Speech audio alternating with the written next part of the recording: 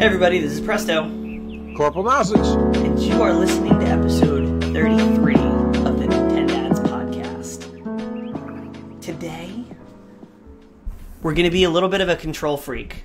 I'm going to be a little bit of a control freak about this episode. You are a control freak, to be honest with you. That's Everybody because... who didn't know that, he is. It's true. We're talking Nintendo controllers. We're talking all the Nintendo... Controller. We're talking about the good, the bad, the weird, the drift, the peripherals, the one that you can't tell your parents about. That one. The one with the rumble feature. We're talking about all the Nintendo controllers. There is on today's episode. Deprived little kid out there who turned that rumble pack on and kept holding the trigger far longer than he should have. Just saying. Yeah, so Nintendo's had a lot of controllers, a lot of interesting, a lot of great and a lot of terrible controllers over the years, and we're going to talk about all of them. I think we got all of them. But first, what's going on in the world today? The news, the games we're playing. First of all, basically first, last, and only, is this beautiful game right here. Monster Hunter Rise. And yes, that is the limited edition steelbook. With this bastard on it. But yes, we've been playing the hell out of Monster Hunter Rise. What do you think of it so far, Corporal? We're going to do a full review episode. Don't worry. We want to give the game time to digest, marinate. We want to play all the way through it. We want to do all the things. Everybody in my inner circle's favorite word for the game to blossom. What do you think about it, Corporal? What are your initial thoughts? So you only get initial thoughts once. What are your initial thoughts? Okay. That's it? That's my initial thoughts. Just I'm gonna need you to go into more detail. I'm gonna need you to go into more detail, sir. I think the game is good. I think the game is fun. I think the game is engaging. I think the game is pretty. I don't know if I'm in love with it. Why? What is keeping you from putting a ring on it? I don't know. It's just I like it. I'd probably dabble with it. I don't know if I'd commit to it. There's just something's there. It's good. It's fun. Just not sure if I'm ready to be locked down. Not ready to take the next step? Yeah, I don't know. But why? I mean, what is it? Can you put your finger on it? Could it be? No. There are aspects of it that are a lot of fun. Okay, here's... If I had to narrow it down to where I get bored, is I'm hacking and slashing at the same monster, what I feel like is for fucking ever. And then the monster runs off, I have to chase him, and then I gotta do the same thing over again. Perfect example. The Division. Loved The Division. Is The Division a perfect example of anything? Hold on. Yes, it is. It's a perfect example of what's going to happen to our society if Corona keeps going. Anyway, The Division, in the opening sequences and up through the main story mission, the game is near perfect. Beautiful. Love every moment of it. But in the end game, in order to balance things, the bad guys turn into bullet sponges. Okay. I feel like all of the monsters are just big, large, giant hack and slash sponges. You did play World, right? Huh? You did play World. Yes. Monster Hunter World. Yeah. The monsters, I think, die a lot quicker than in World. That's probably true, but they still feel like bullet sponges to me. I guess. You're also using the dual blades. Yes. But even if I was swinging the hammer, you're still going to be there. The hammer is different. So I have a different perspective, I think, because of the weapon that I use. I use the hammer, and I feel like I know how many times I can gauge how far along I am in a fight based on how many times I knock down the monster and what the monster does after I knock it down. So if I'm using the hammer and I'm getting hit after hit and big combo after big combo on the head, and then it falls down and I can do my max damage, it's going to get up and it's going to be pissed, right? And it's going to freak out, and then I'm going to hit it, and then when it stops freaking out, I'm going to probably knock it down again, and then it's either going to run away or it's going to get really sloppy and drooly and tired. And if that happens and it's really tired, I know that I'm like towards the end half of the fight. If it runs away, I catch up to it, it starts attacking me, and it doesn't look tired, I know it's got a significant amount of health left. If it runs and I get to it again, and it's eating or it's sleeping, it's trying to recover its own health because it's badly damaged. There's little cues in there that I think is made more easy to see with the hammer, because the cycle of knocking the monster down is like bookends for me. Those cues are most certainly there, and they're excellent cues, and I think that they're a great show of progression. But for me, it takes forever to get there. Then you just gotta get good. How long are your hunts? My hunts, I do most of my hunts in 15 to 20 minutes max. Oh God, no! I'm there for 35. Oh well, see, minutes. then you need to look at the weapons and stuff you're using. It should not be taking you that long to kill a single monster. It is, and that's, I guess, where my, like, yet again, I'm used to playing things like Halo and Hitman and like Breath of the Wild, where like it may take some challenge to destroy or to defeat the monster, but it's not going to take you more than 10 minutes. Yeah. See, I mean, we'll have to connect off stream, off recording, off air. There's the word I'm looking for. Off air, and I'll show you some things. Because yeah, if I was attacking a monster for 35 minutes, yeah, I don't think there's been any fights that have taken that long. Like nowhere near the like time limit. But okay, fair assessment though. That's your experience. That's my experience. That's where I'm at. My experience is, and again, I just got into high rank, but my experience so far, my main criticism is that it's too damn easy. And the difficulty is, I feel like you and I are on opposite ends of the spectrum. The difficulty has ratcheted up. When you hit 3 stars, they get noticeably harder, and then when you hit high rank, they're supposed to get noticeably harder, and I guess they have. Yeah, they do, but like, the first time I fought Odogaron, the big red dog in World, was scary. He was a scary monster. He was aggressive, he took huge chunks of my health, I never felt like I was in control of the fight. He was a challenge until I fought him over and over and over again, and then I kind of learned it. I feel like all the monsters in Monster Hunter Rise, outside of a couple, are pretty low-key and not super difficult. I didn't faint, like, 2 times. I don't think there's any fight that I've fainted 2 times in yet. And I don't, I don't claim to be super good. I just think the game is a little easier than it needs to be, maybe. And I'm concerned about the end game. That's my main concern. Is I'm in high rank now. I'm at 5 star, working my way through, and the game's been out a week. So, I know friends that are on Facebook like day 3, and they're like, "I have beaten everything, all of the side quests, all of the challenges, all of the village quests. I've even done the medals and the badges, yeah, decorations and jewels, and I'm just now grinding for gear." And I'm just like, why? They're gonna, and to be fair, to Nick Yeti's point, and I'm gonna upset somebody here. To Nick Yeti's point, the Uber gamers who have no lives and just sit there and do nothing but play the game day in and day out, and they've already racked in like 200 hours in the first week.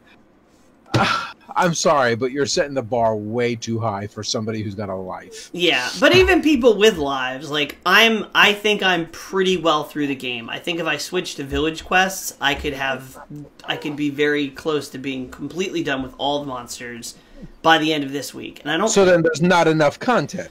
I don't think there's enough content, but they have a whole big chunk of content and more proper end game coming in April. And if you look at Monster Hunter World, they were releasing Monster Hunter World content since like earlier this year, and it came out in 2018. Yeah. So at the very least, we'll have lots of content to stream and talk about for years to come. Things like that. So, but otherwise, I'm loving the game. The combat is so fun. The core of grinding gear and combining different attributes and all the options, and then the actual combat is amazing. I just wish the killing the monsters were faster. You just need to get better at killing them. I will show you. I'm going to teach you Hammer. Friday night. I almost feel like Friday night. Like the small little monsters that follow the big monsters around. I feel like you should main game be fighting the small little monsters, and then the large game is you getting a group of big monsters. If then I'd be falling asleep while I'm playing the game like you. That is not what we want. This Friday night, I'm teaching you how to use the hammer. We're having a seminar. All right. It's mobile, it hits hard, it's fun. Anyway, speaking of things that are slow, Outriders is out. And the servers are a mess. I haven't played it yet, but the servers are a mess. Crossplay is borderline non-functional, which is kind of funny from a company who is saying that they want to make sure they take their time and release the game right as a whole package and not do beta or early access or anything like that. I'm still interested in Outriders. So yet again, Outriders, I think, is fast-paced. It's moving. There's a lot of dynamic to it. There's a lot of skill to it. There's a lot of different elements and weapons that you can mix and match and play with. I love Outriders. I've played enough Division and enough Destiny that Outriders kind of feels like almost a cookie cutter, but it's good. It's the abilities and the customization that is going to set it apart, and the weapon mods and all the special bells and whistles. But, I mean, I might pick it up. I want to let the dust of launch settle first, because if I bought it at launch, I'd be pretty unhappy right now, because crossplay is a mess. Like, the servers are a mess. There's all kinds of messy things going on. The last game that's worth talking about, because they've finally gone into open beta, is Magic Legends. I tried the beta. There's not... without... I did not try the open beta. I'll be honest with you. I've watched a couple videos. I'm good right there. Yeah. Same. I played it. I got like 2 cards outside of my starter deck. You can just Google Magic Legends open beta and you'll read plenty. That's enough said. Anyway, now let's get into the show. So today we are talking controllers. Controllers. Now, before we get comments about this, so we're going to be going in chronological order, and we are not going to go over the Famicom. We're not going to go over some really obscure things like the robot thing, because we're going to try to stick to controllers that are either the mainstream controllers of any Nintendo system that have released in North America, and I'm sure there's a million like peripheral random weird third Nintendo party. Like the Nintendo anklet for when you're on home arrest or something that we've never heard of. If we miss something that's obscure, leave it in a comment, and maybe we'll circle back to it on our next stream or our next episode or something. But this is mostly going to be the main things of the Nintendo consoles through the years. And it all starts with this little guy right here. Who has Nintendo... seen too much sun. Oh my god, yes. The Nintendo Entertainment System controller. The original. D-pad, start select, A, B, no triggers, no, like, that's it. That's it. 4 directions and 4 buttons. So here's some ASMR for you guys. This is a dusty ass controller. I mean, what else is there to say about this controller except that, like, this is the OG. This is the classic. Oh, the also, that started it all. We're not covering portable consoles because that takes us down a whole other rabbit hole of, like, Nintendo, Game Boy, and 3DS. And those aren't controllers. Those are systems. Those are systems. So we're just talking about mainline controllers. But yeah, I mean, this started it all. The D-pad we talked about on a previous episode. The guy who created the D-pad in the factory line? Yes, was created by a factory worker. Know your facts. If you haven't heard the story on it, go back to... What episode was that? Was that the Fun Facts? Fun Facts episode. If you want more fun facts, go look at that episode. But yeah, I mean, it's the classic. D-pads are still on modern controllers. Yeah. Like, innovative for its time. I know it's hard to believe in 2021 we're talking about this thing being innovative, but it was once. I promise. We're old enough to remember.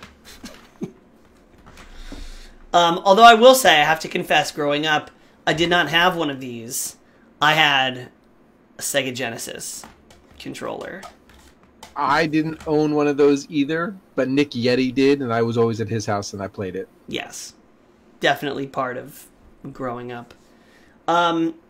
So we're also going to rate these controllers. C. C? C. A, B, C, D, E, F, G, C. Yeah, no, I get that. But how are you going to rate the original granddaddy of all controllers a C? I mean, if I'm going to give it a nostalgia score, then sure, it has an A. But beyond that, C. There are controllers that Nintendo has released that are uglier than this. C. C. Okay. I will give it... comfortability, versatility. C. I'll give it a B minus, just so I rate it slightly higher than you. Because I think the old boy deserves credit, and there are definitely other controllers. I warned you when we were writing the show notes to this, I will be controversial. Okay. You're picky. I know, there's no Xbox controllers in this lineup. It's a high standard. Correct. I have a standard.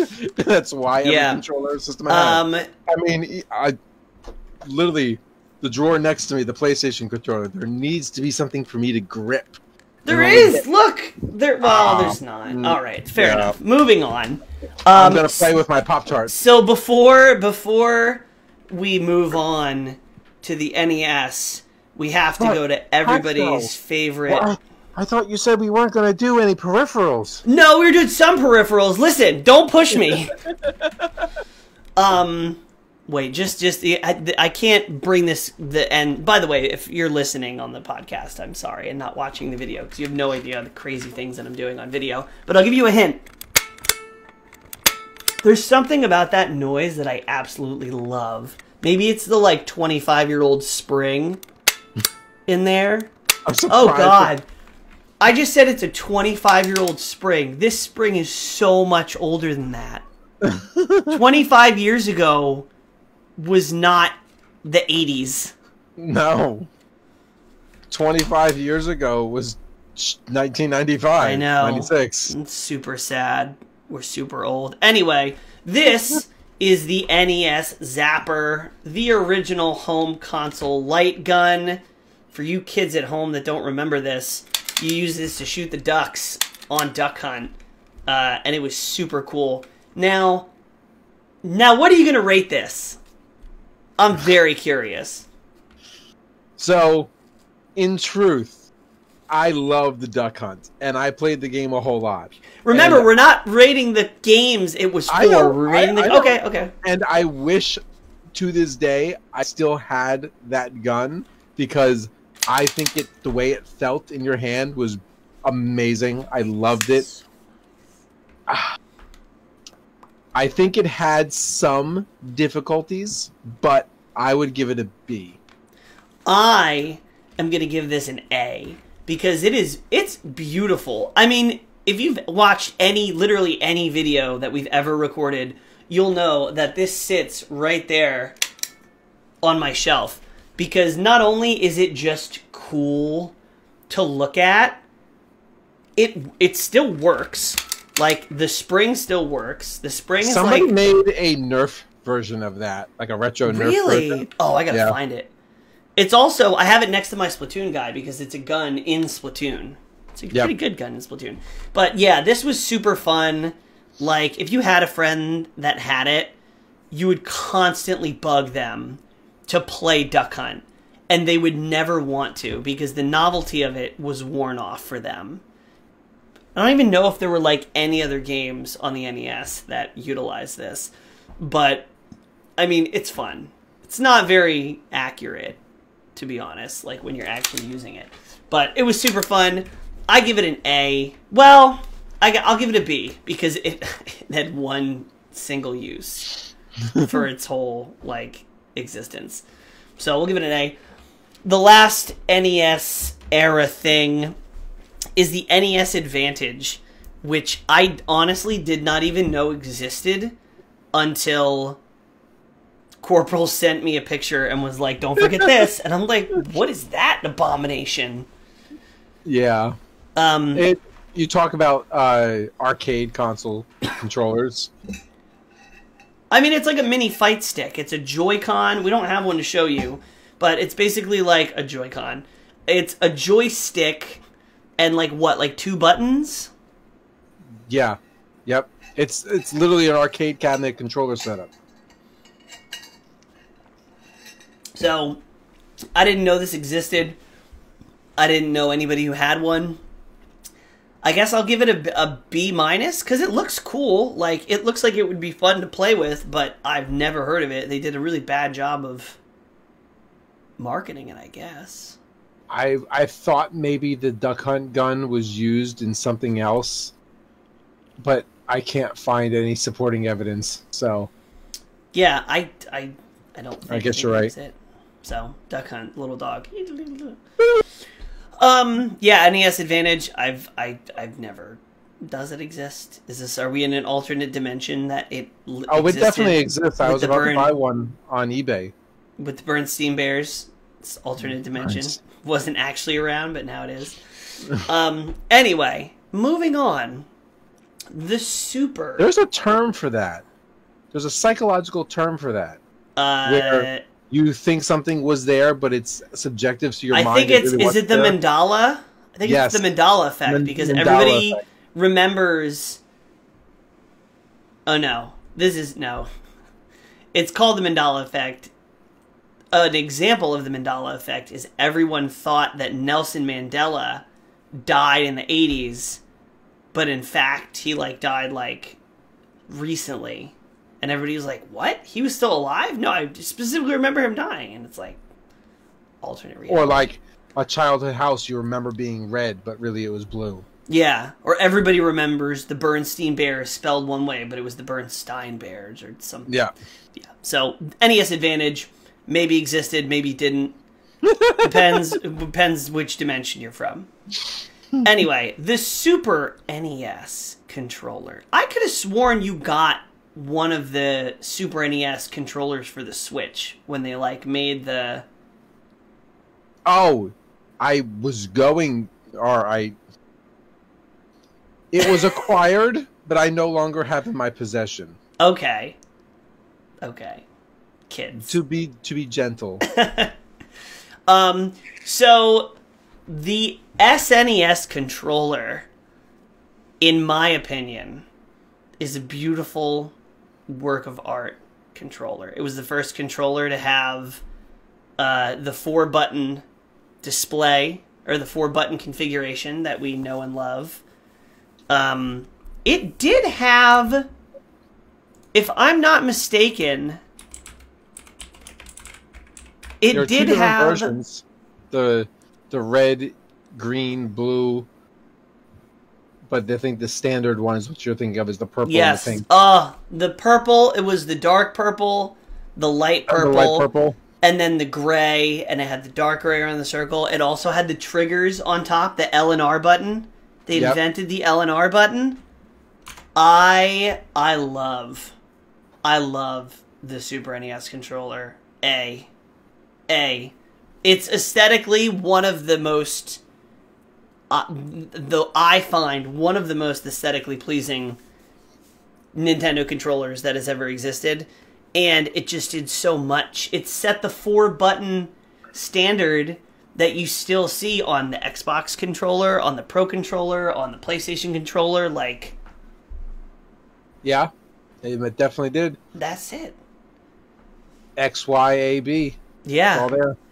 Instead of having the two, you know, horizontal buttons, they just kind of put them at a like, they're like sideways. They're just like, whatever. We could be fun. Like, I think that's, I love it. I would say A+, but there's other, like, I will say for its time, it was A+, but in the grand scheme of other controllers, I will give it an A. Because it's not as comfortable as modern controllers. For its time, sure, I'll give it an A. Compared to every other controller out there, yet again being controversial because of my own opinions, B. But, like, even in modern times, I prefer, if you take an SNES controller and hold it up to that big, ugly thing that's on your wall, the Xbox controller, I will say, without any argument, that the SNES controller looks better than that controller. No! Absolutely. Or you're joking. The Xbox controller looks like they went, all right, where do you want to put the second thumbstick? They closed their eyes right there. Where do you want to put the buttons? Here, you know, the standard thing. What color do you want to make them? I don't know. Let's just pick 4 random colors. Let's just put them in there. Should we make them clear or colored? A little bit of both. The Super NES controller is classic. I'll give you that. It is classic. First off, the colors are the same colors that are on the NES color. No, they're not. Yeah, they're in different spots. Different patterns, but that's like making an argument between PlayStation and Xbox. And I know those buttons are clear with paint on the bottom, which just looks so ugly to me. No, it's a 3D printed Y that's slightly raised inside of a glass dome shell that's on top, so it has this dimensional feel. So it's like a snow globe. Yes. Gross. That reminds me of my grandma's house. You are just a hater. And it's just all black, and it looks like chunky. I don't know. SNES controller. Wait. There's peripherals. There are peripherals for the SNES controller. The Super Scope, which was basically a like crazy Rambo version of this. That was like you like put it on your shoulder. Like the most I know about it is it's a weapon in Super Smash Brothers. It's an item that you can use. That you go, it does like the rapid fire, and then you can charge it up. And then the other thing, the other peripheral for the Super Nintendo was the SNES Mouse, that I think was only used in Mario Paint, if I'm not mistaken. Sure. Did you never play Mario Paint? I own Mario Paint and never played it. You never played Mario Paint? You never slapped the flies? You never made terrible music? No. Oh my god. I know what you should stream this week. Oh god. Yeah, the mouse was kind of terrible. I'll give it a C+ for trying to do something cool and failing. Oh, I wasn't even going to rate the peripherals because I didn't think the peripherals needed to be rated. I mean, we rated the Nintendo Zapper, so we kind of have to. Super Scope, I'll give a B- because it kind of looked cool. As a cosplay item that you could mod, sure, B. Oh, yeah. All right. The next one is something that I have very, very limited. I had to Google what the controller looked like. And that is for the Virtual Boy. Now, the Virtual Boy was, some people say it was ahead of its time. Some people say it was just weird as hell. And both of them are right. The Virtual Boy was the all red graphics headset that might give you a seizure. Yeah. It was like Nintendo's attempt at like VR kind of thing. Before VR, yeah. Yeah, VR before VR. So are you judging this based off of the headset or the controller? No, the actual controller, which you might have to Google. Yeah, no, I've seen it. And it's just, I don't even know what it is. It's... You know what it reminds me of? A mad octopus. You take a flight stick. You're like a flight simulator flight stick. But you take two of them and you weld them together at the top. It's real ugly. Like, I don't understand. I guess they wanted to make it so that, they wanted to make it so that if you used it, you wouldn't need to look at it, because you couldn't look at it. Right? Yeah, if you're trying to use headset on. Yeah, so you needed basically to be able to grip it, and your thumbs naturally fell where the buttons are, which it has 2 D-pads, and then it has 2 sets of 2 buttons. Yeah, red. And like an A and a B and an X and a Y. Yeah. A and a B, X and a Y, and then D-pads. I guess, I mean, I never used it because I never had a Virtual Boy, but yeah. I'm gonna give this a C, because it's ugly as hell. It probably wasn't very good to use. I'm going to tell you right now, I didn't know much about it. I didn't own it. It looks ugly as sin, and it is not praised highly in the community. It's probably a D. You know, I was just going to say, I'm going to give it a D. I don't know why in my mind I was thinking like A, B, C. I forgot there was like... I'm going to give this a D minus. It's still an F. Like, there's one controller on this list that I might give an F to. There's one. This one gets a D or maybe a D minus. Yeah, that's ugly. That's an ugly one. That's a controller only a mother could love. So the next one is the only controller that any gamer should ever own in their entire life. You want to know what gaming system's going to get an A out of me? It's this next one. Really? Yes. What? Nintendo 64. Yeah.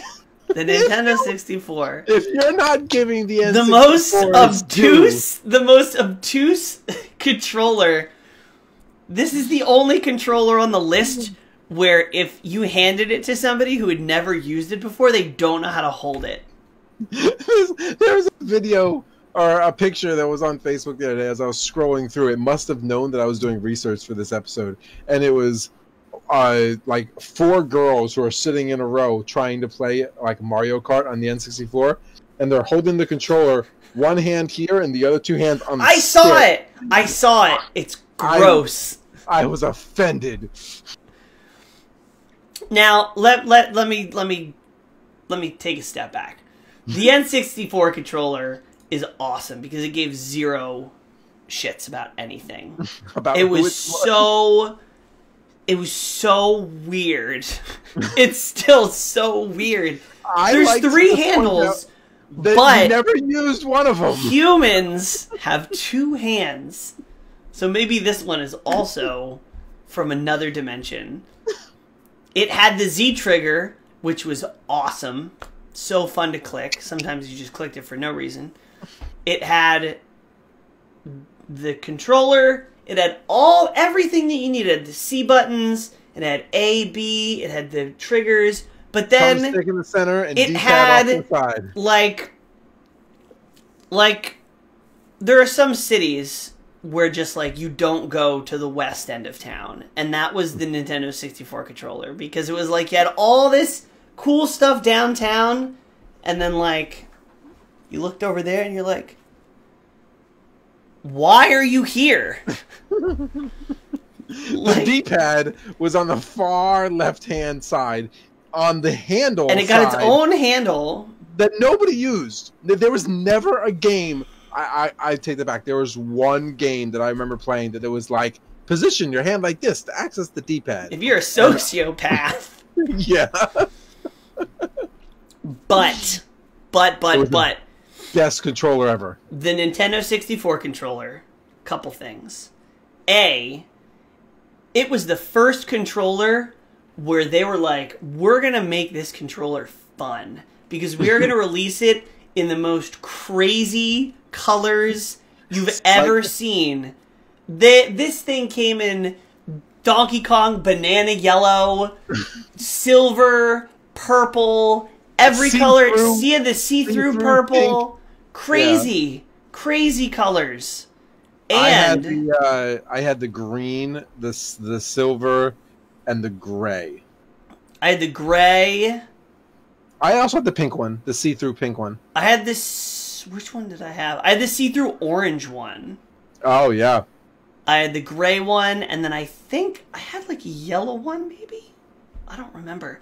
The other thing that's worth noting is this was the first controller that you could do two very cool things. Actually, a bunch of cool things with. So it had the slot in the back that you could business in the front, party in the back. You could insert a memory card. Yes, which was cool. Which was sick because you could go to your friend's house. I remember hanging out with all you guys. This was like the growing up, coming to age console, and you know you had that one friend who knew how to hit the button really fast on Bomberman and get all the cool hidden gear. Yeah. Or unlock the cart or the whatever on Mario Kart or Diddy Kong Racing or whatever. And they just brought their memory card and put it in the back of your controller, and then all of a sudden they could copy stuff, they could play your save file, they could beat that boss that's too hard for you. Like, it was amazing. It was so cool. If you forgot that you needed to do the buttons and the pots in Banjo-Kazooie, you could bring it over to your friend's house, and he would fly up and hit the buttons on the snowman, and you'd feel like an idiot. It did happen. It did happen. We should do a one of us plays and the other one talks shit commentary for a stream, a retro stream. There's what's that TV show? Lady Sage loves it. Liberty Science Theater or something. Oh, Mystery Science Theater. Mystery Science 3000? Yeah, Mystery 2000, 2000 or something. We should do a Mystery Science Theater thing where like one of us plays and the other one's in the corner just talking garbage. I volunteer to talk garbage first. Yeah, you good at that. But it didn't end at memory cards. You also had the infamous Rumble Pack. This is probably the only controller that somebody was like, you know, we released a really great controller, but we should upgrade it. And it can be upgraded. And the Rumble Packs were just like out of control. Like too much rumble. I remember playing Super Smash Brothers and we rumbled so hard that it fell out of the controller. Yes, I was just about to say that exact story. Yes. Yeah. It happened. We rumbled so hard. Jimmies were rustled and packs were rumbled. The other thing that I almost forgot about is this was the age of Pokemon Stadium, and you could also buy the adapter that lets you plug in your Game Boy games. Yeah. And for a couple select games, there was integration. You could pop in Pokemon Blue or Red or Yellow and put your Pokemon in Pokemon Stadium, which was pretty cool. I think you could even maybe do Game Boy Camera in the Game Boy adapter into the N64 controller. I don't know if there was any application for that, but I feel like there might have been. I feel like I remember I saw a video, you could do something with Perfect Dark, where if you had a Game Boy camera and the adapter, you could put the camera in the adapter, in the controller, and then bring pictures of yourself or your friends into Perfect Dark. That's unconfirmed. Interesting. But maybe. But the Nintendo 64 controller gets an A for me because it's awesome. It's awesome. Plus. The plus You know what? Yeah, it deserves an S. An S? No. This isn't a tier list. It's not a tier list. Did you ever get an S? Did you ever get an S on a test? Kindergarten, in school? You got S's and stars. Yeah, that was stands for see me after class. Not in kindergarten. Maybe in high school. Oh my gosh. Anyway. N64. I'm deeply troubled that I don't have one to share because my N64 controllers, no lie, all died in a hurricane. My N64 controllers were literally washed out to sea. I'm not even kidding. I live in New Jersey. It was in my parents' house. Hurricane Sandy came and we're like, see you later, childhood. Yeah. Yeah, many things were destroyed that day. So, next up, a controller that still stands the test of time as the standard, the only way to play certain semi-competitive party games. And this controller is good for nothing else other than this one game. That's a lie! It's a dirty lie and you know it. The GameCube controller. Tremble in its presence. That's the thumbnail. That's the thumbnail right there. The GameCube controller looks like the perfect form of function and sex appeal. What's the robots in Doctor Who? Cybermen. It looks like Cybermen. Just listen to that. Doesn't that just give you tingles? I don't like it. You can do cool stuff like this. Shout out to Wolf by Trade for customizing this controller for me. I'm sorry that it's a Smash controller, but it's got really pretty buttons. But the GameCube controller, it's awesome. It came in so many colors. The GameCube console was the first console that was portable. Had a handle on it. Yeah.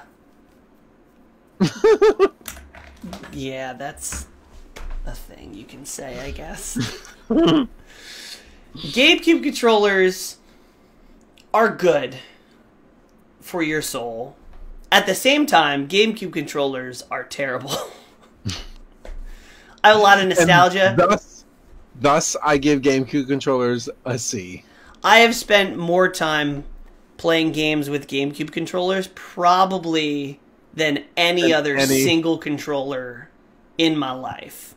Yeah. Because GameCube games and then any Smash title I've played with a GameCube controller primarily.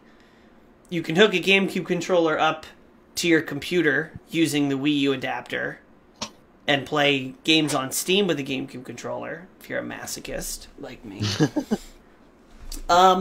They got a lot of issues. I only know this because of competitive Smash with triggers and dead zones, and they're not the most precisely engineered controller.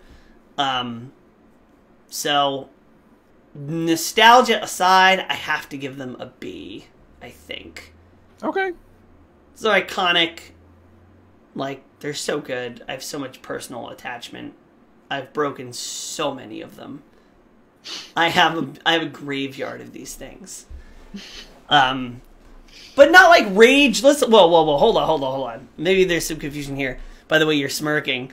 Not rage breaking use. If you've ever played Smash, you get these. Look, you can even see it in this one, and this one's like not even that old. You see this right here. That's what happens. That's life. Right there. That's life. That's life. That's what life looks like if you play Smash. So GameCube controllers B. The Wavebird was the wireless variant of the GameCube controller. The Wavebird was trying to be an N64 controller. No, it was a fat-looking GameCube controller that was wireless, but it sucked. D. Yeah. D. There was latency. You can't ledge dash, invincible up smash, jab up smash, L can't. You can't do that on a Wavebird. Get out of here. D. It was only called the Wavebird Purely, why is it called the wave bird? What does bird have to do with it? Because you fly through the air after you threw it out of frustration until the signal died. Anyway. Alright, now things are about to get... That wasn't weird. Things are about to get weird. No, things are about to get real. This is the line in the sand where I said we were going to be controversial. Things are about to get real weird, real fast. What is this even? For those listening at home, the Wii, the Wiimote, and Nunchuck. The Wii Nunchuck pair. The Wii... I don't have a Nunchuck. I mean, I'm sure I do own a Nunchuck, but I couldn't find one. So, personally, the Wiimote, I think, was innovative, exciting, creative, provided the opportunity for sword play, tennis play, golf play. You had a bunch of workout things that you could do with the Wii Nunchuck. Like, I'll be honest with you, as awkward as this controller was, it is by far one of the most versatile controllers that they've made. It's a TV remote. It's just a TV remote with less buttons and a shitty battery life. And a wrist strap. I would give this like a B- or a C. So, I think it deserves a B-. It's a B-. So you have to give it infinite props for innovation. Yep. Much like this, you have to give this infinite props for innovation. But as for its time. But we're not living in all time. We're not ethereal beings. We live in a timeline defined by time passing. And this is a terrible thing to play a game on. The only exception is Wii Sports. I'll tell you right now, because it just recently was announced, Skyward Sword on that type of a controller was horrible. Yes.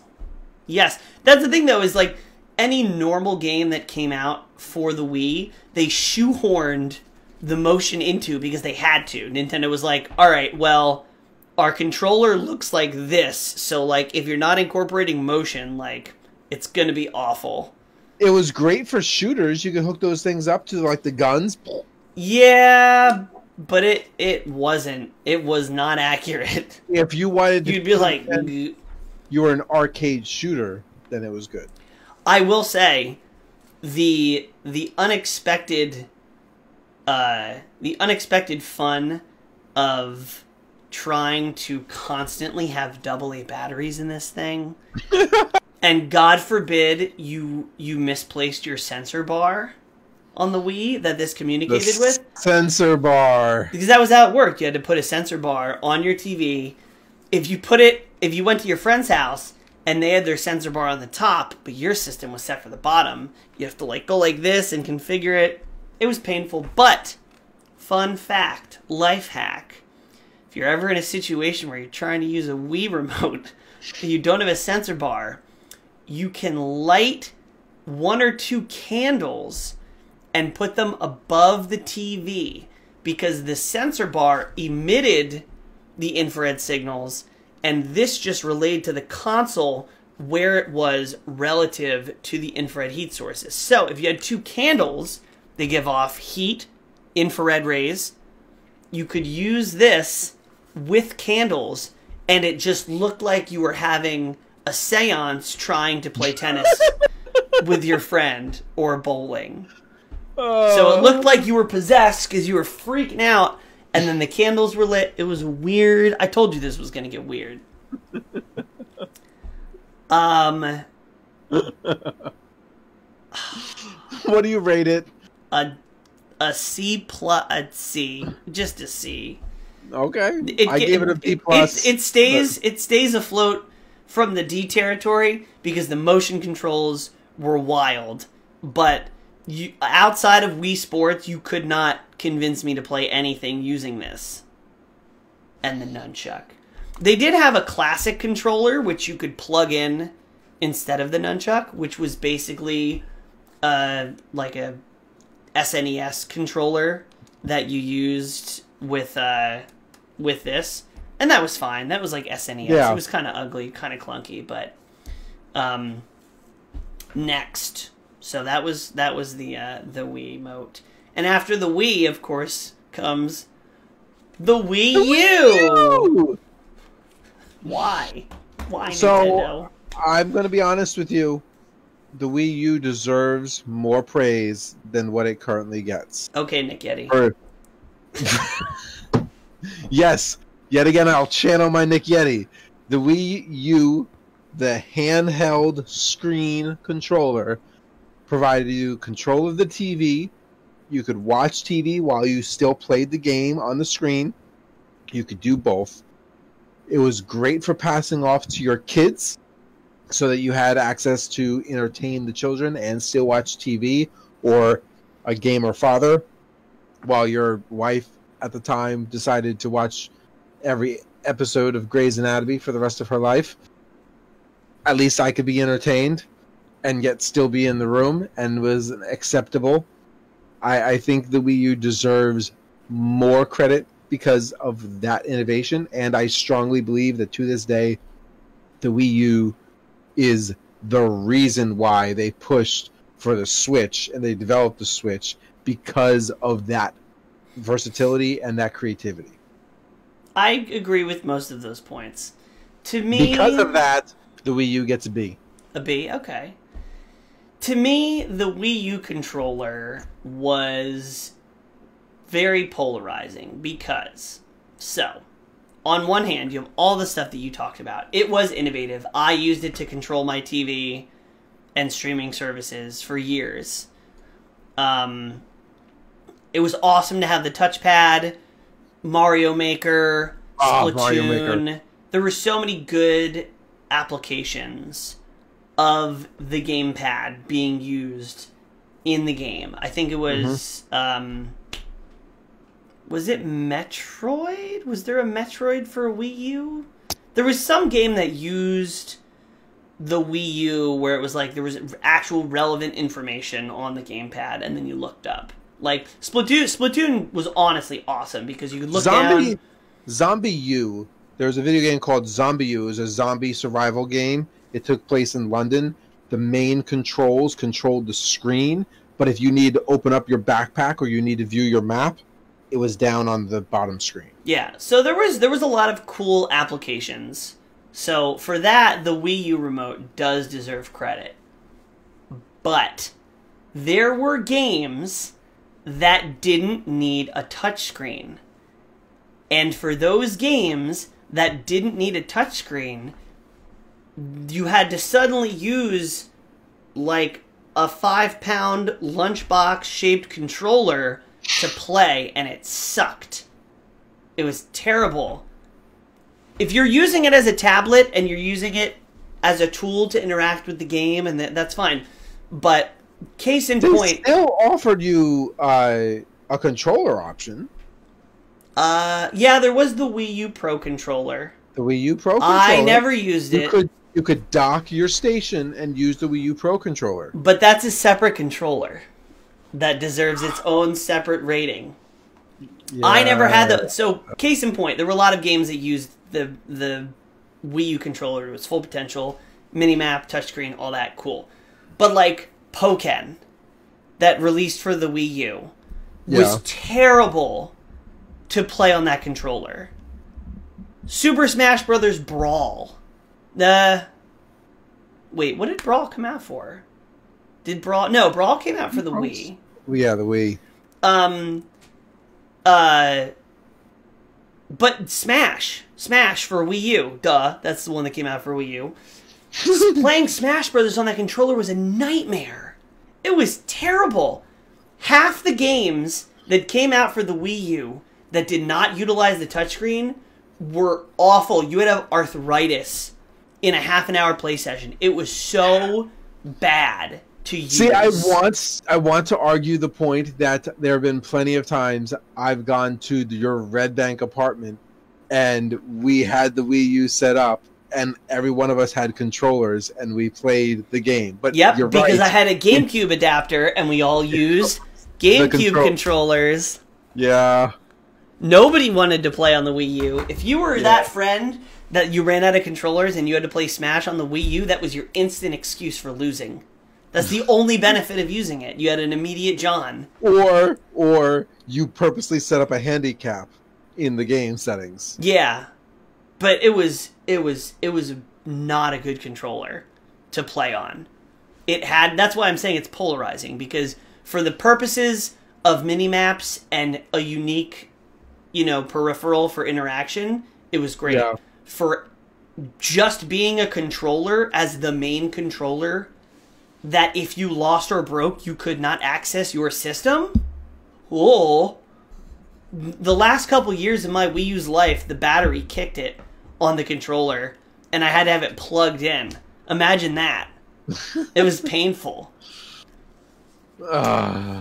Okay. So, what do you rate it? I don't know. Because it's like, when it was good, it was A level. A level because it gave a unique thing. It's kind of like the Wii controllers. Like, for motion control, super cool. For everything else, 10-year-old tuna fish sandwich level of smelly badness. So, on one end it's an A, on the other end it's a C, so we'll cut it even and call it a B? Or is it a D and it really should be like a C+? I'll give it a B-. I'll give it a B-, because it did control the TV, it did have other purposes, and you could just not use it. And you had it for years, and you loved it, and it's more important to you than you want to admit. I mean, it still works, technically, so I guess that's a feat in itself. The Wii U Pro Controller, I can't give a rating, because I've never touched one in my life. I'm assuming... I tried to get one for every year that I've had it, and I was not able to acquire one until literally right before the Switch came out. So I only used it for a short period of time because they were hard to come by. I guess I'll give it a B, because I'm assuming it was... It was a B. It was okay. It was passable. It made the Wii U playable. Moving on. The final generation, the final frontier, as you Trekkies say. The Switch. The Nintendo's Switch.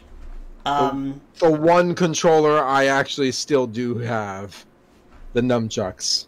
The Nunchucks. I'm gonna let you open this one up, because I'm curious.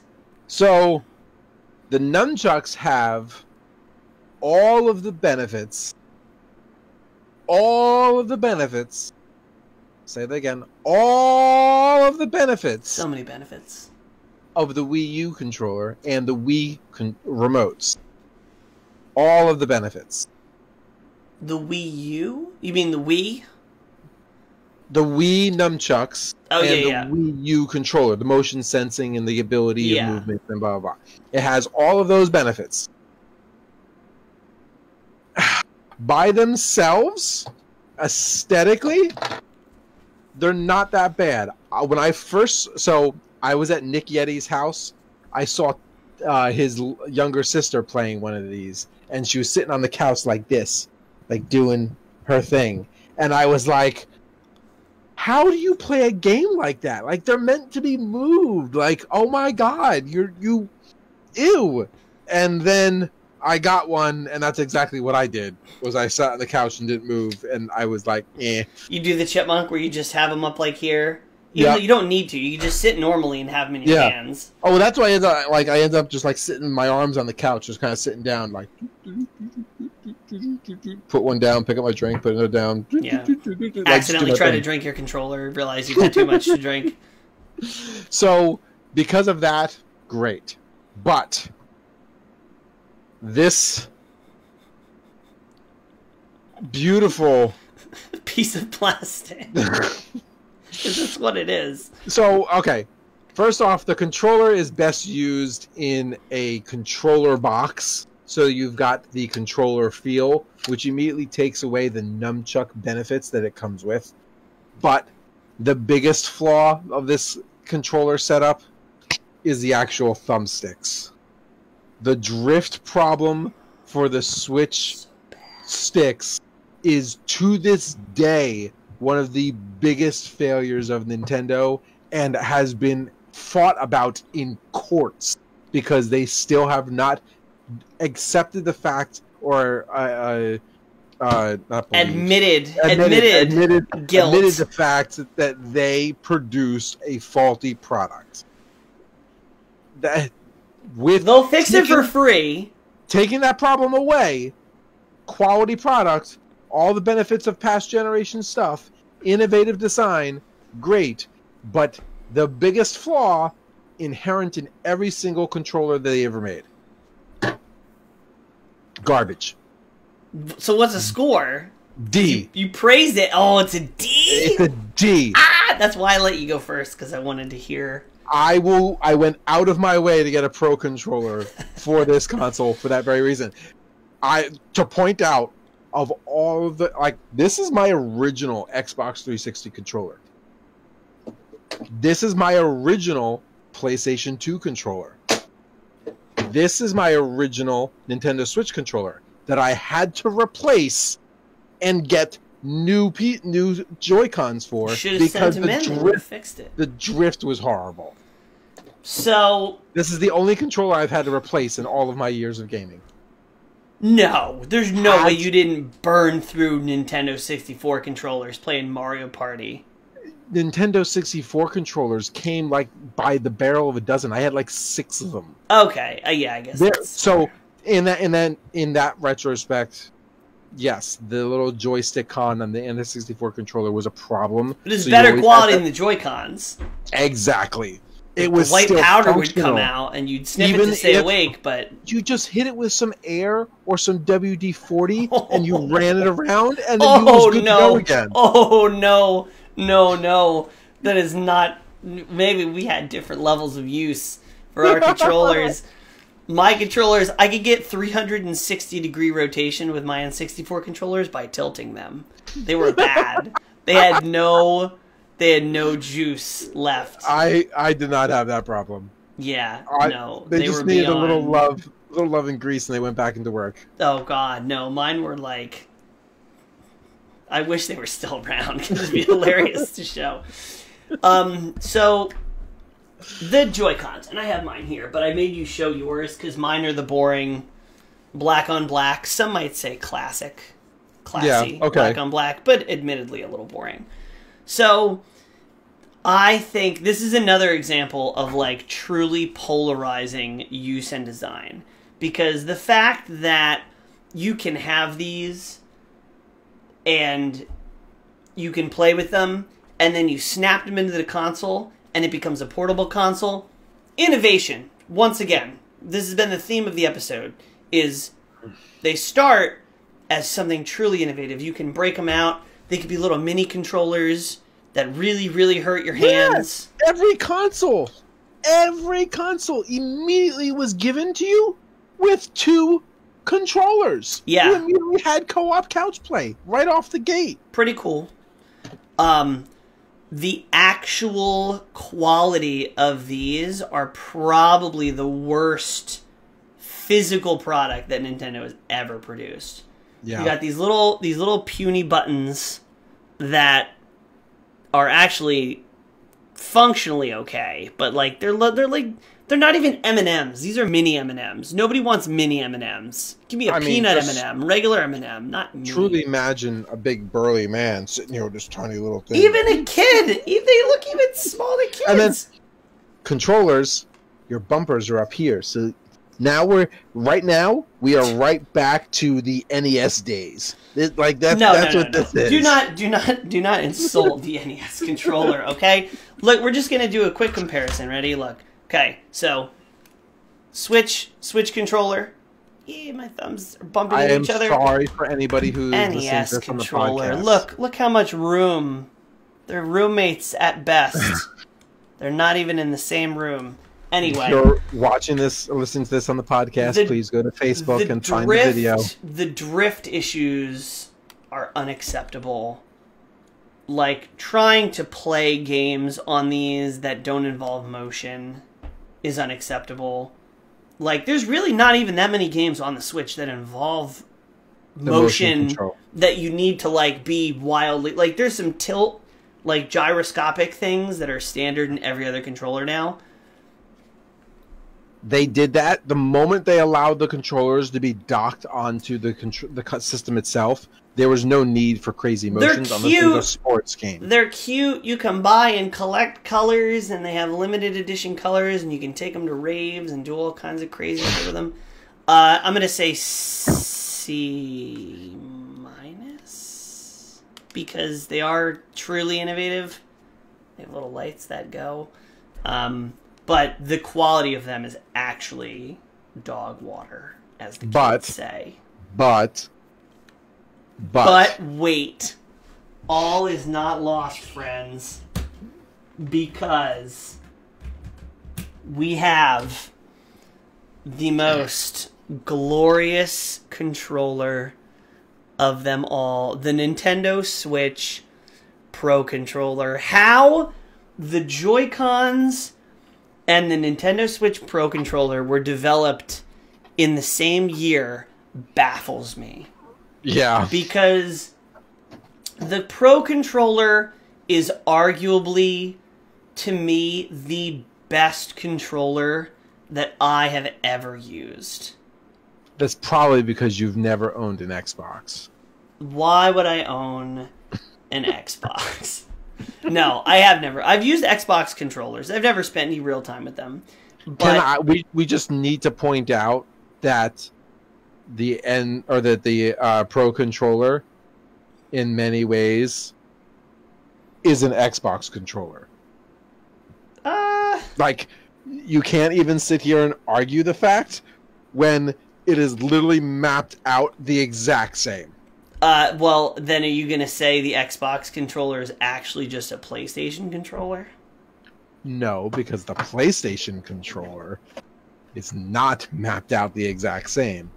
Switch the D-pad and the thumbstick, and it's mapped out the exact same. That's the only difference.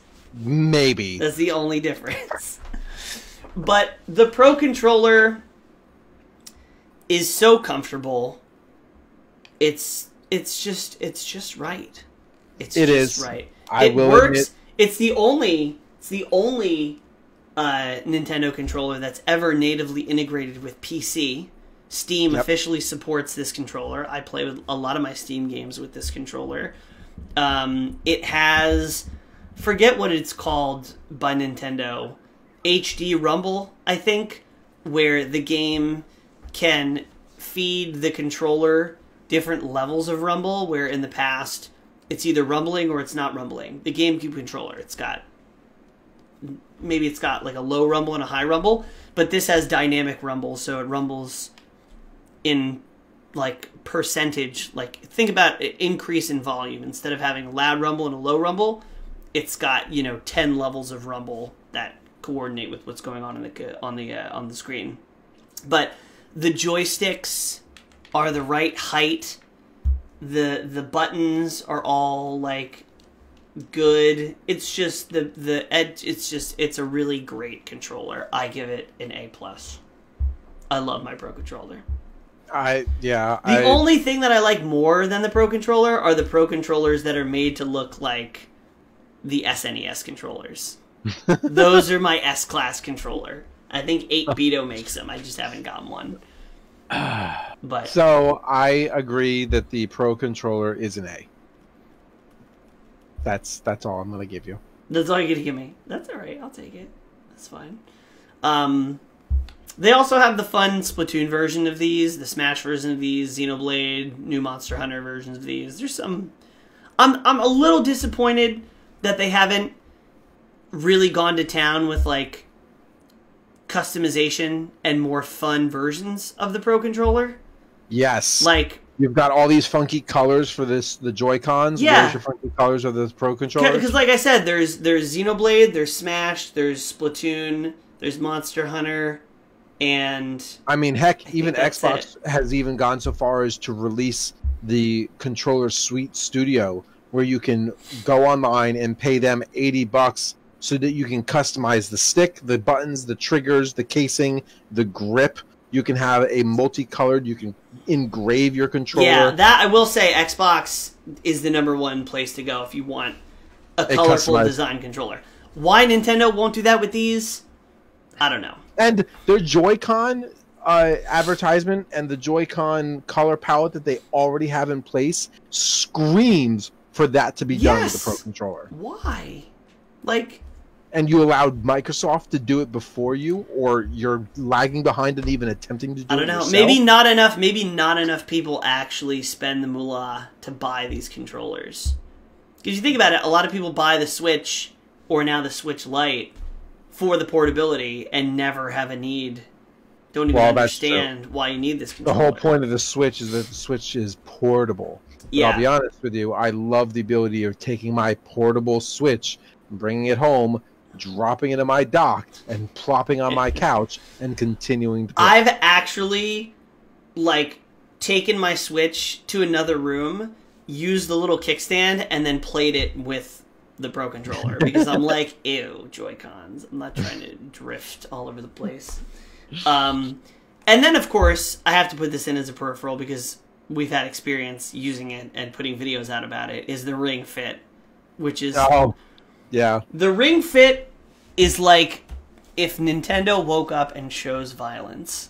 The Ring Fit is the chaotic neutral of controllers. The Ring Fit is just like something I would have never predicted Nintendo to put out, and it's amazing. I give it an A. It only has one application, but it's like, it's a serious piece of equipment. That thing will kick your ass. Yeah. I mean, I have it. I've used it. It's totally up there. It's good. It's quality. Like, the fact that they designed it for exercise and it hasn't broken, like... I don't know if it's an A quality, but it's definitely up there. I'll give it a B. I give it an A- for being, like, awesome quality, awesome idea, but, like, so not practical. Like, it's a giant rubber wheel, and it's not even for racing games. Jesus, take the wheel! That's exactly what Nintendo said when they made it. So it sounds like Nintendo 64 and the GameCube and the Pro Controller for the Switch. So here's my question. If you were stuck on a desert island and you could only have one controller to play the entire collection of Nintendo games, what controller are you picking? Does my controller have infinite battery life, or is it dependent on batteries? It's rechargeable, and even if it's a Wiimote, it has rechargeable batteries. So if it's wireless, it stays wireless, and you have a way to charge it. Infinitely. Infinitely, yes. Truthfully, probably the Pro Controller. I personally love the N64 controller better, but at its current state, the Pro Controller has the better longevity. Now, granted, we have yet to be presented with games that require you to go with the joysticks yet, because that's why the N64 controllers died, because you had to do that rocker thing. But right now, the Joy-Con, or the Pro Controller is I think I would also say the Pro Controller. And the Pro Controller, like, obviously, like, you're not playing first-person shooters besides GoldenEye with the Nintendo 64 controllers. Like, you can't play joystick games with the original NES. So it's not exactly on even ground. But I think the Pro Controller was the first Nintendo controller that I picked up where I, like, held it and I was like, oh, this is like stepping into a luxury vehicle. Especially in comparison with how dog shit the Joy-Cons are. I have played Xbox for such a long time. The first time I picked up a PlayStation controller, I died my entire time of playing the game. As well as inside my soul. Because you were like, it's like hit the triangle button. You're like, what the fuck? What's the triangle? I literally Give went me out letters. and bought a third-party PlayStation controller that was shaped and designed like an Xbox controller. So with that, you got little stickers that you put over the symbols. With that being said, I've gotten to the PlayStation controller now, and I'm comfortable with it. But still, to this day, I prefer the Xbox controllers, and the fact that the Switch Pro controller is so innovatively similar, I am very happy with it. It's there. I will say, the PlayStation DualShock, or not the DualShock, the new PS5 controller looks like the best controller ever. I have to give it props. I will wait to see how it pans out. I still think that the Xbox Elite controller may outperform it, but because of the new innovative haptic feedback settings that are in it, it may have something above the Xbox, but we'll see. Yes. The last thing. Side note, and total tangent, but we said the word, so now I'm going to run with it. Haptic feedback vests that you can get for gaming now. Ooh. So if you've ever watched VR. if you've ever watched or read the book Ready Player One, the haptic suits, they make haptic vests now for actual gamers today. That like when you get shot, it'll determine like positions of things and like breaths across your back and cold and whatnot. I want one. You got to get a VR headset first. That's true. VR. Well, VR is a whole nother episode. Yeah. And I think, do you have a side quest? I do have a side quest. Because I also have a mini side quest. My side quest is, and it's kind of just like a shot because the answer is obvious, but there's always, as long as there's been Nintendo consoles and Nintendo controllers, there have always been third-party controllers for Nintendo. And my question is, have you ever come across a third-party Nintendo controller that you didn't want to die in a fire? I've never used a third-party Nintendo controller for anything ever. Really? You've never used a PowerA, an off-brand Nintendo 64 controller? The only third-party controller I've ever used was that third-party Xbox to PlayStation controller that I purchased. You lucky person. I'm posh. I'm sorry. There's a lot of... I will say the best iteration of third-party controllers are currently, like, other versions of the Pro controller. Caveat, maybe I have used one at, like, Nick Yeti's house or yours house when I just didn't know or realize. You think you would come into my home and I would make you use a third-party controller?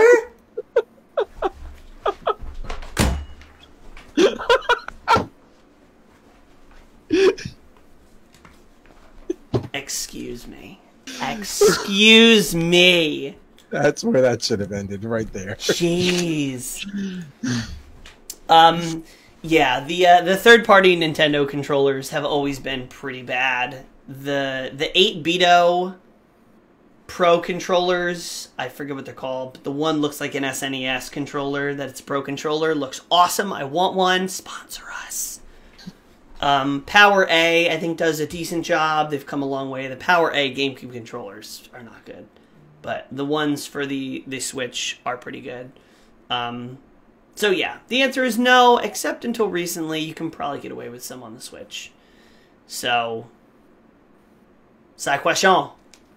My side question is not controller related. But that's the theme of the episode. I know. That's why it's a side quest, right? That's right. It's side quest. It's off the beaten path. It's in another direction. It's completely like... like you're playing with a Joy-Con. Completely in a direction that you never thought you would go. Pokemon Legends has been announced, and it is coming soon. It's coming soon. My side quest for you is what are your hopes and aspirations for this game? Now, are you asking what I want it to be or what I think it will be? Give me both. Okay. I was going for wants, but give me both. What I want it to be is an entire game that is the next level from the wild areas in Sword and Shield. So, the wild areas for Sword and Shield, I want that to be the entire game, which kind of looks like it is. But I want it to be more dynamic with how you encounter Pokemon, how you battle Pokemon, how the mechanics work. I don't want it to be, I'm walking around the open world, oh, this thing's chasing me, I bumped into it, shh, now we're in a turn-based battle.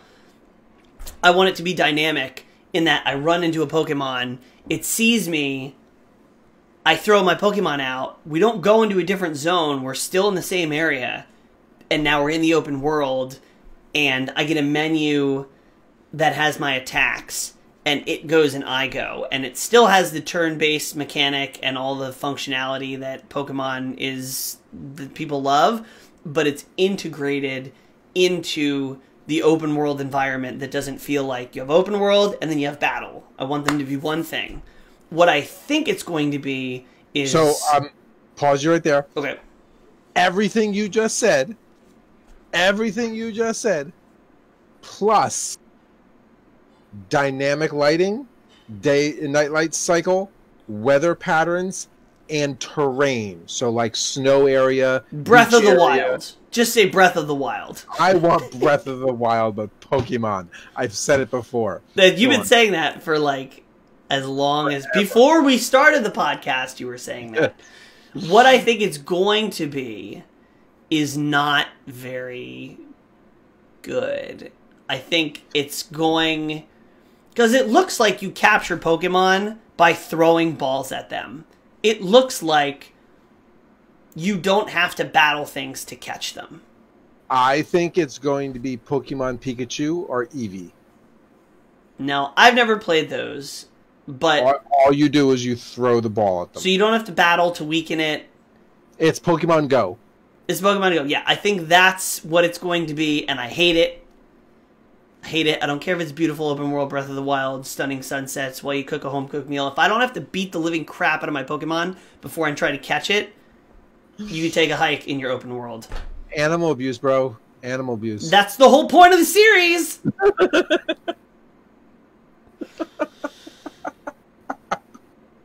I love animals. I have 3 pets. Please don't report the video.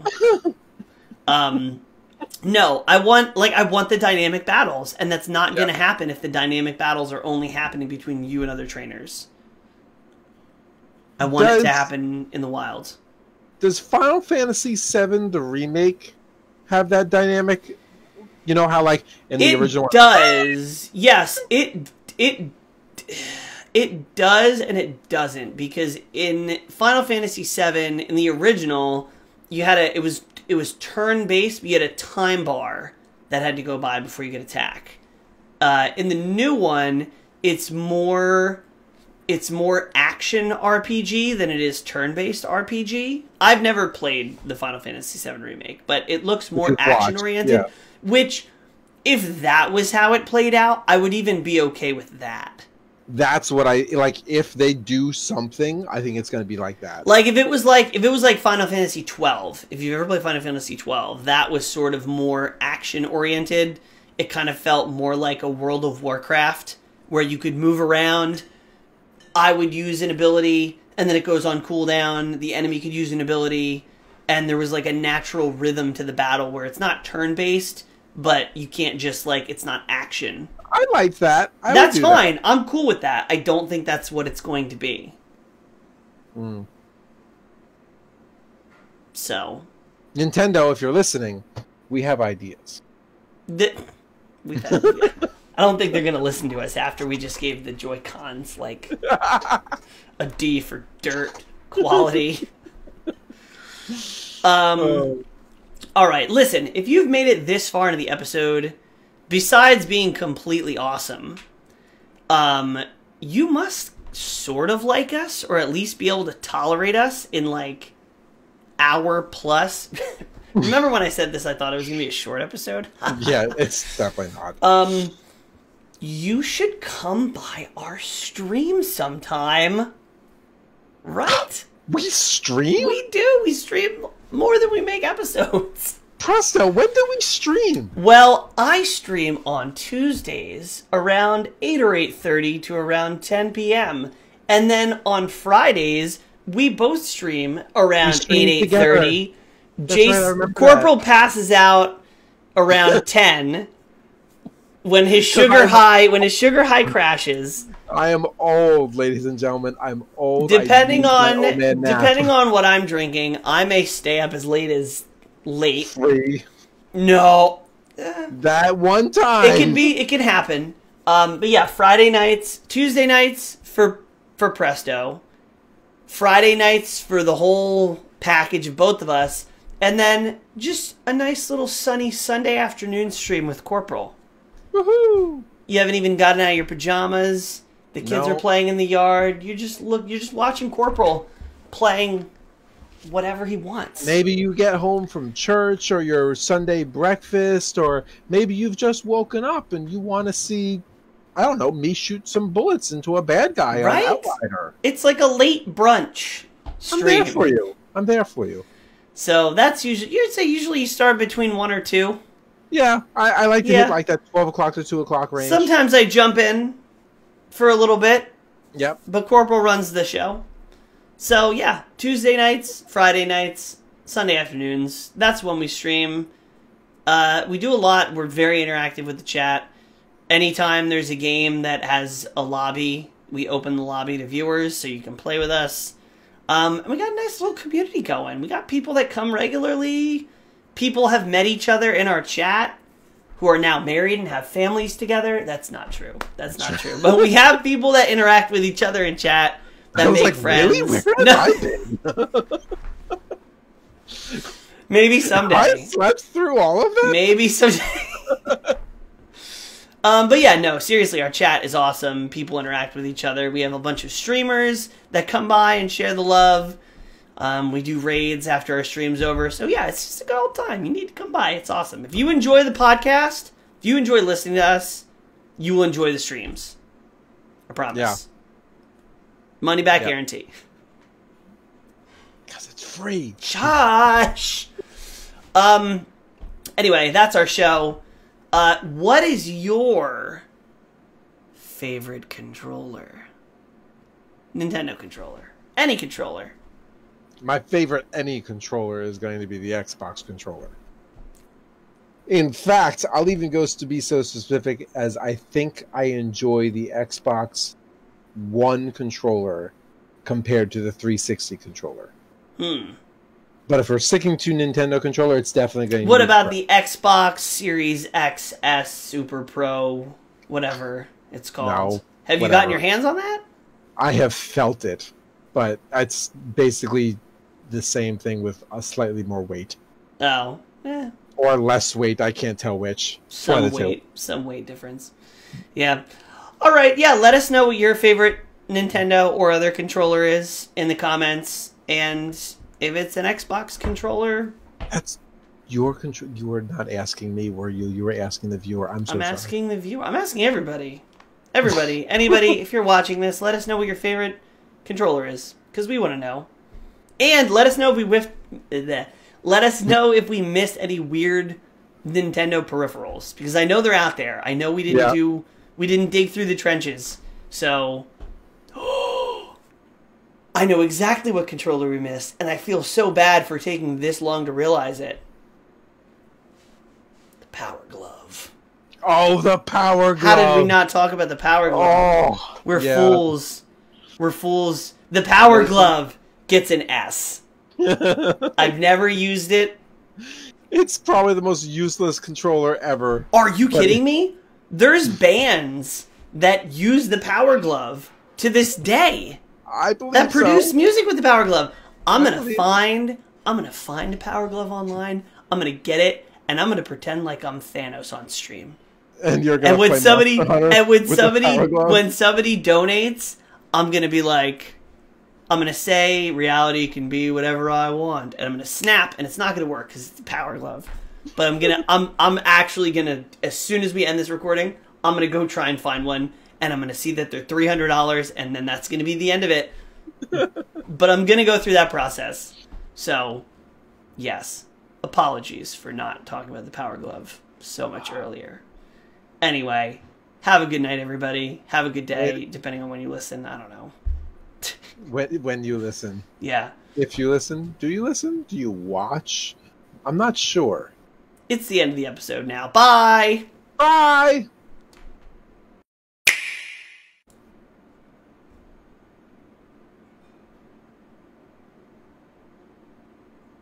What do you call a sad cup of coffee? Depresso. Oh my god, it's so terrible. What? Why are you here? Get out of here! You can't get rid of me. That was, oh my god.